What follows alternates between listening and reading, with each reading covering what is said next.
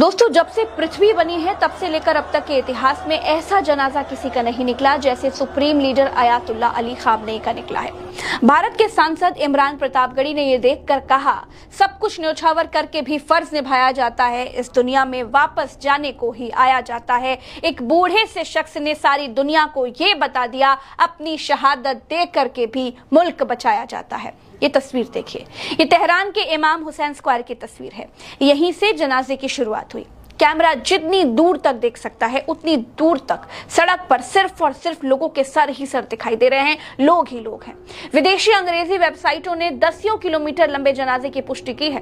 दोस्तों, खामनेई पर यह शेर बिल्कुल फिट बैठता है कि हजारों साल नरगिस अपनी बेनूरी पे रोती है, बड़ी मुश्किल से होता है चमन में दीदावर पैदा। दोस्तों, एक ट्रक के ऊपर रखकर जनाजा निकाला गया। खामनेई के ताबूत के ऊपर उनकी पहचान वाली काले रंग की पगड़ी रखी गई। पृथ्वीलोक के इतिहास में पहली बार है कि एक ट्रक पर पांच जनाजे थे। एक सुप्रीम लीडर अली खामनेई का ताबूत था, दूसरा उनकी बेटी का था, तीसरा उनकी बहू का, चौथा उनके दामाद का और पांचवा छोटी सी मासूम पोती का, जिसका छोटा सा ताबूत उसकी मरहूम मां के ऊपर रखा दिखाई दिया। सभी ताबूत एक ट्रक पर ईरानी झंडे में लिपटे हुए थे। 28 फरवरी को अमेरिका और इजरायली हमलों में खामनेई के घर पर टॉमहॉक मिसाइलें गिराई गई थी। तभी खामनेई का पूरा परिवार शहीद हो गया था और जब खामनेई को आखिरी बार उनके शव को देखा गया तो उनकी मुट्ठी बंधी हुई थी, उनकी मुट्ठी बंद थी और हाथ ऊपर था। इशारा फतेह और एकता की तरफ था। वही सिंबल खामनेई के जनाजे में ड्रोन के जरिए आसमान में बनाया गया, जिससे यह संदेश दिया गया कि ईरान एक है और मजबूत है। लोगों के हाथ में लाल झंडा दिखाई दे रहा था, शिया मुस्लिम परंपरा के हिसाब से, जिसका मतलब यह होता है कि बदला अभी पूरा नहीं हुआ है। खामनेई की शहादत का इंतकाम अभी बाकी है। अमेरिका और इजराइल को लगा था कि वो supreme leader Ayatollah Ali Khamenei को मार के ईरान में तख्ता पलट कर देंगे, लेकिन सब कुछ उल्टा पड़ गया। सुप्रीम लीडर की शहादत ने ईरान को नई ऊर्जा से भर दिया। ऐसा समझिए कि खामनेई के विचारों ने उनके ना रहने के बाद देश को एकता के सूत्र से बांध दिया।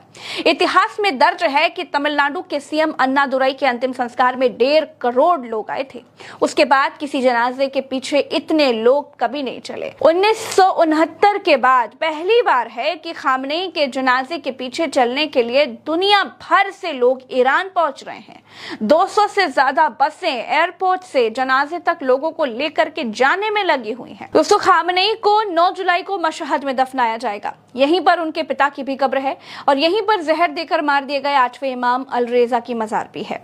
शियाओं में मक्का मदीना के बाद मशहद को तीसरी सबसे बड़ी धार्मिक जगह मानते हैं। 9 जुलाई से पहले 8 जुलाई को जनाजा इराक के नजफ और करबला भी ले जाया जाएगा। जनाजे के रास्ते में जगह जगह पर स्नाइपर तैनात किए गए हैं।